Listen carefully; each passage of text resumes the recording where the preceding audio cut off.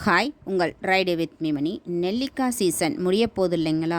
So இப்போவே கிடைக்கும் பொழுதே இந்த நெல்லிக்காயை வச்சு 2 விதமான ரெசிபி தான் பண்ண போகிறோம். ரெசிபினவனே என்னமோ ஏதோ அப்படின்னு நினச்சிடாதீங்க.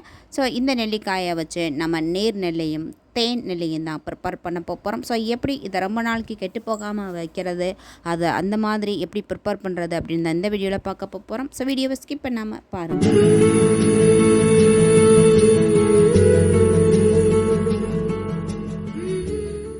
பறிச்சிட்டு வந்தால் காட்டிலேருந்து ஃப்ரெஷ்ஷாக அந்த நெல்லிக்காயை தண்ணியில் ஒரு 20 மினிட்ஸ் போட்டு வச்சுட்டேன். ஏன்னா அதில் நிறைய அந்த பூச்சிக்கூடு, அப்புறம் மரத்துலேருந்து தட்டி விட்டதுனால கல் இந்த மாதிரியெல்லாம் இருக்கும். ஸோ அதெல்லாம் நல்லா ஊறி நல்லா நமக்கு தேய்ச்சி கழுவும் பொழுது நீட்டாக நெல்லிக்காய் க்ளீன் ஆகிடும். ஸோ அதனால் இந்த மாதிரி தண்ணியில் போட்டு வச்சுட்டு அதில் இருக்க அந்த காம்பு, கல், தூசிகள் இது எல்லாத்தையுமே நல்லா தேய்ச்சி க்ளீன் பண்ணி எல்லா நெல்லிக்காயுமே இந்த மாதிரி நான் ஒரு தட்டில் எடுத்து வச்சுக்கிட்டேன். இப்போது ஒரு சாஸ்பேனில் தண்ணி ஊற்றி நல்லா கொதிச்சுக்கிட்டு இருக்கு. நல்லா கொதித்ததுமே இந்த நெல்லிக்காய் நம்ம வாஷ் பண்ணி வச்சுருக்கோம் இல்லைங்களா, அதை அதில் போட்டுறணும். போட்ட உடனே அந்த கொதிப்பு எல்லாமே அடங்கிடும். ஸோ மீடியம் ஃப்ளேமில் வச்சுட்டு அது திரும்ப கொதிக்கிற வரைக்கும் வெயிட் பண்ணணும். இப்போ பாருங்கள், கொதிக்க ஆரம்பிச்சிருச்சு. இது கொதிக்க ஆரம்பித்து ஒரு நிமிஷம் வரைக்கும் விட்டுட்டு அதுக்கப்புறமா மூடியை போட்டு மூடிட்டு ஸ்டவ்வை ஆஃப் பண்ணிடணும். அது அப்படியே இருக்கட்டும். அடுத்ததாக தேன் நெல்லிக்கு இங்கே ஸ்டீமரில் தண்ணி ரெடியாக வச்சுருந்தேன். அதில் வாஷ் பண்ண நெல்லிக்காயை ஆட் பண்ணிக்கலாம்.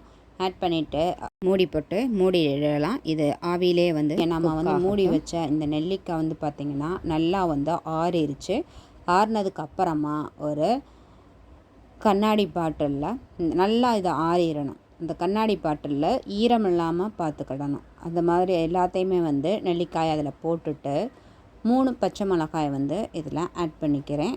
உடச்சி சின்ன சின்னதாக உடச்சி நான் அதில் போட்டுட்டு நம்ம அந்த நெல்லிக்காய் பாயில் பண்ணோம் இல்லைங்களா, அந்த தண்ணியவே இதில் போட்டுக்க. அதுக்கு முன்னாடி இந்த நெல்லிக்காய்க்கு தேவையான உப்பு ஆட் பண்ணிக்கிறணும்.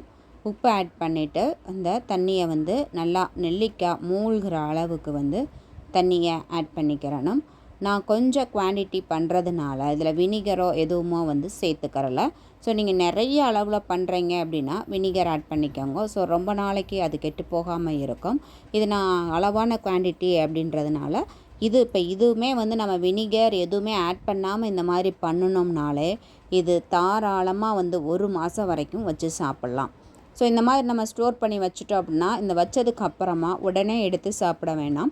ஒரு 3 days இதை அப்படியே விட்டுறணும். நல்லா மூடியை போட்டுட்டு நல்லா ஒரு குலுக்கி அப்படியே 3 நாள் விட்டுறணும். 3 நாள் நல்லா அந்த நெல்லிக்காய் தண்ணியில் ஊறி அந்த காரம், அந்த உப்பு எல்லாமே இந்த நெல்லிக்காயில் ஊறிடும். ஏற்கனவே அதை பாயில் பண்ணதுனால அந்த நெல்லிக்காய் பார்த்திங்கன்னா சாஃப்டாக இருக்கும்.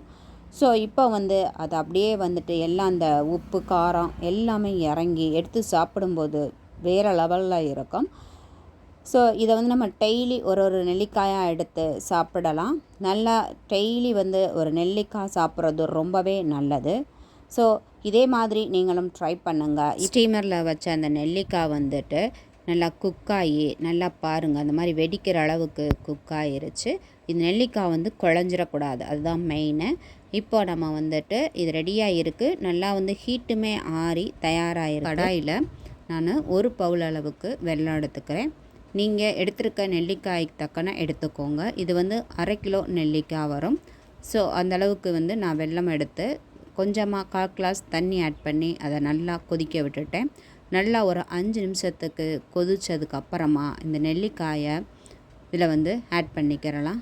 ஆட் பண்ணி நல்லா அந்த மீடியம் ஃப்ளேமில் வச்சு ஒரு 5 மினிட்ஸுக்கு, அதிகம் வேண்டியதில்லை, மீடியம் ஃப்ளேமுக்கு வச்சு ஒரு 5 மினிட்ஸ்க்கு அப்படியே நெல்லிக்காயை அந்த வெல்லத்தில் கொதிக்க விடணும். கொதிக்க விடும் பொழுது அந்த வெல்லத்தை ஃபுல்லாக இந்த நெல்லிக்காய் அப்சர்வ் பண்ணி அதோட கலர் நல்லா ப்ரௌன் கலராக மாற ஆரம்பிக்கும்.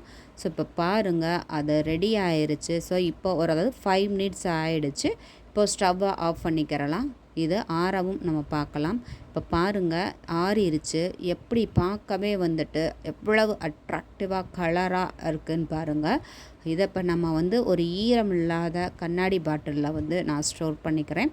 நெல்லிக்காயோடு சேர்த்து அந்த சிறப்பையுமே, அதாவது அந்த வெல்லத்தில் பண்ண இருக்குல்ல, அதையும் சேர்த்தே இதில் ஆட் பண்ணிக்கலாம். அப்போ தான் நெல்லிக்காய் அந்த ஜூஸியாக அப்படியே இருக்கும். ஸோ இப்போ எல்லா நெல்லிக்காயையுமே நம்ம பாட்டிலில் ஆட் பண்ணியாச்சு. பார்த்திங்களா அதோட கலரே என்னமா இருக்குது அப்படின்னு சொல்லிட்டு. இப்போ உங்களுக்கு ஒரு நெல்லிக்காவை நான் காமிக்கிறேன், எடுத்து பாருங்கள். எவ்வளவு ஜூஸியாக, அதே சமயம் சாஃப்டாக, அந்த ஸ்வீட் எல்லாமே நெல்லிக்காய்க்குள்ளே இறங்கி அருமையாக இருக்குது. ஸோ நாம் இந்த மாதிரி நெல்லிக்காய் சீசனில், அதாவது நெல்லிக்காய் கிடைக்கும் போதே இந்த மாதிரி பண்ணி வச்சுக்கிட்டோம் அப்படின்னா, நாம் டெய்லி குழந்தைங்களுக்கும் சரி பெரியவங்களுக்கும் கொடுத்துட்டு நாமளும் சாப்பிடலாம். ஸோ ஹெல்த்தியாக இந்த மாதிரி டெய்லி ஒரு நெல்லிக்காய் சேர்த்துக்கிறது ரொம்பவே நல்லது. ஸோ நீங்களும் இந்த ட்ரை பண்ணுங்கள். இந்த வீடியோவில் நீர்நெல்லி, இனிப்பு நெல்லி, அதாவது தேன் நெல்லி, இந்த மாதிரி 2 விதமாக உங்களுக்கு நான் செஞ்சு காமிச்சிருக்கேன். நீங்களும் ட்ரை பண்ணி பாருங்கள். வீடியோ பிடிச்சிருந்தால் லைக் பண்ணுங்கள். நம்ம சேனலை புதுசாக பார்க்குறீங்கன்னா மறக்காமல் சப்ஸ்கிரைப் பண்ணுங்கள். இன்னொரு வீடியோவில் சந்திக்கலாம். தேங்க்யூ.